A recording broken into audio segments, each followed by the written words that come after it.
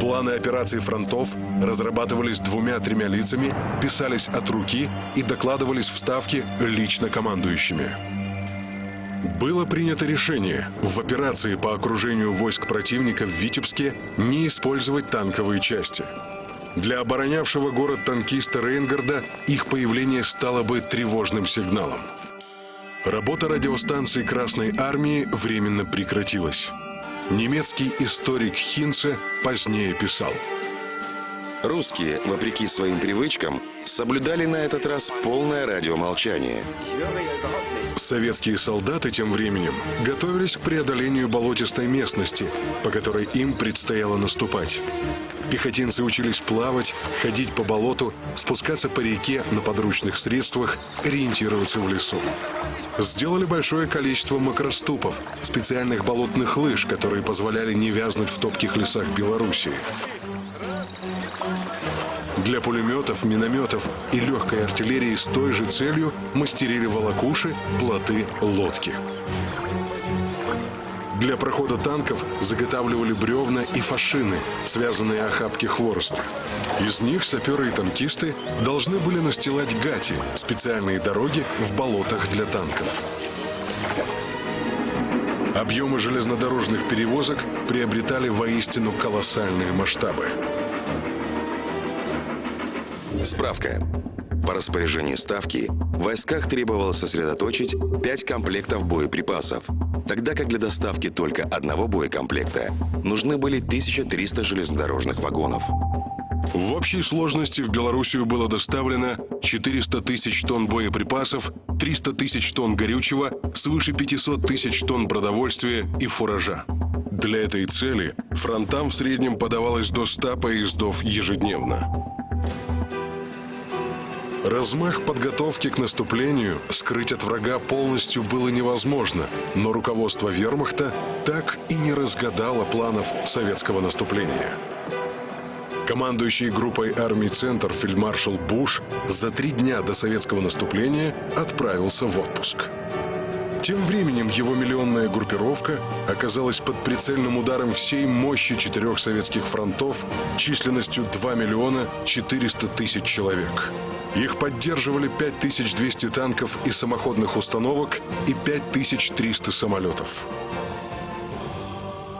На последнем подготовительном этапе, предшествовавшем операции «Багратион», особая задача возлагалась на саперов. Между позициями советских и немецких войск находилось огромное количество минных полей, созданных обеими сторонами для обороны своих позиций. В последние 2 ночи перед началом наступления советским саперам предстояло снять свои мины. Главным элементом механизма любой мины является взрыватель. Нажатие на него и вызывает взрыв. Разминирование предусматривает прежде всего обнаружение мины, выкручивание взрывателя, извлечение обезвреженной мины из земли и перенос ее в безопасное место. Но в данном случае разминирование следовало производить незаметно. Если бы немцы заметили советских саперов, то планы советского командования были бы раскрыты. Снятие мин перед своими позициями означало лишь одно – подготовку к наступлению. Поэтому советские саперы не извлекали мины из земли. Из них лишь выкручивали взрыватели.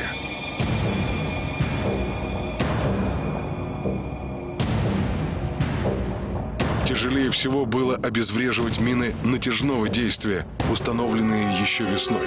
Взрыватель такой мины срабатывал при малейшем прикосновении к тонкой проволоке, натянутой у самой земли. Выросшая залита трава надежно маскировала проволочную растяжку. Ночью, передвигаясь ползком, солдатам приходилось прощупывать впереди себя каждый сантиметр земли, чтобы обнаружить натянутую проволоку, а затем и саму мину. Малейшая неосторожность могла привести к взрыву и гибели сапера, и тогда все тщательно скрываемое обнаружилось бы. Обычно в собственных минных полях делались лишь отдельные проходы, по которым танки и пехота шли в бой. Но в дыму сражения видимость снижалась, танки сбивались с пути и подрывались на неснятых минах. Теперь проблему решали радикально.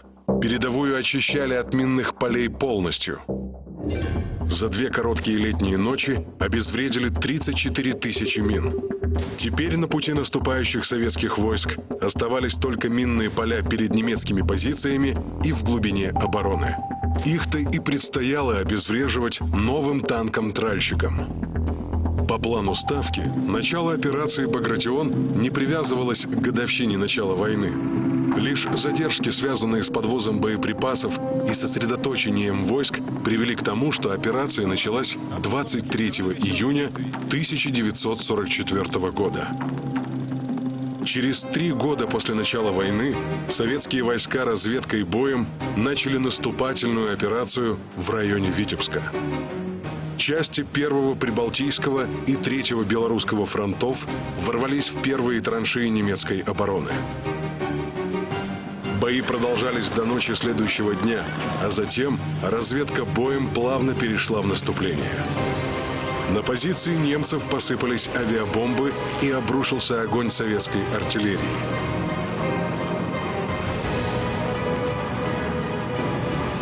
Пехота и танки двинулись на врага. Главный удар штурмовиков Ил-2 был направлен не на передний край, а на немецкую артиллерию, находящуюся в глубине обороны.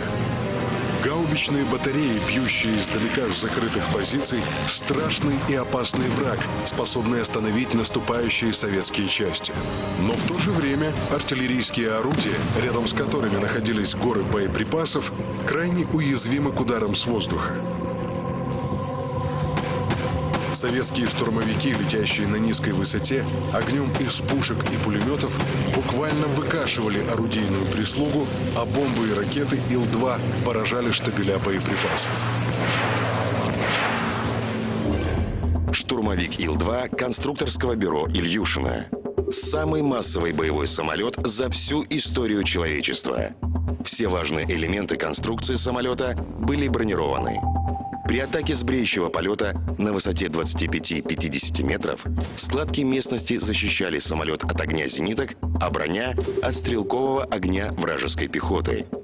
Однако низкая скорость и слабая маневренность Ил-2 делали его чрезвычайно уязвимым при атаках немецких истребителей. Во второй половине войны эскадрильи штурмовиков вылетали на задания только под прикрытием истребителей.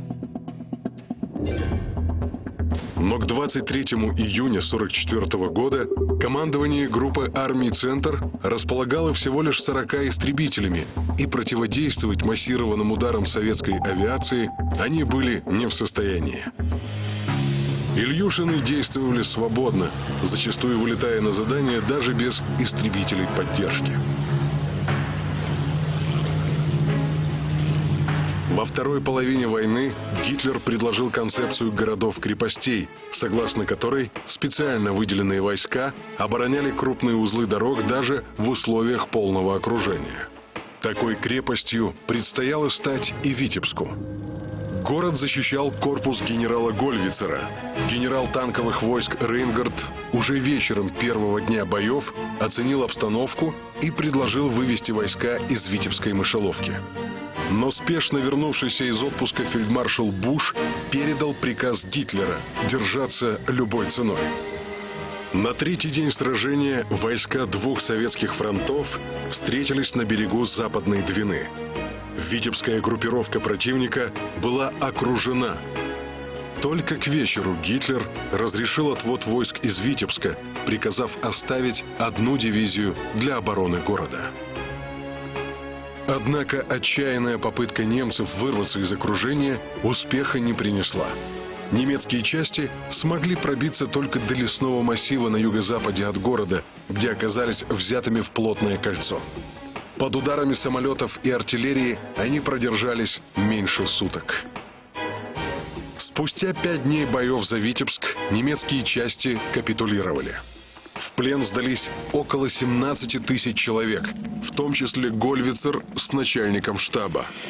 Оставленная в Витебске дивизия также не преуспела в обороне. Советские части ворвались в город, захватив мост через Западную Двину. Вечером остатки немецкого гарнизона предприняли прорыв, но вскоре они пополнили ряды военнопленных. Наступление Первого Белорусского фронта Рокоссовского в районе Бобруйска началось несколько позднее. Здесь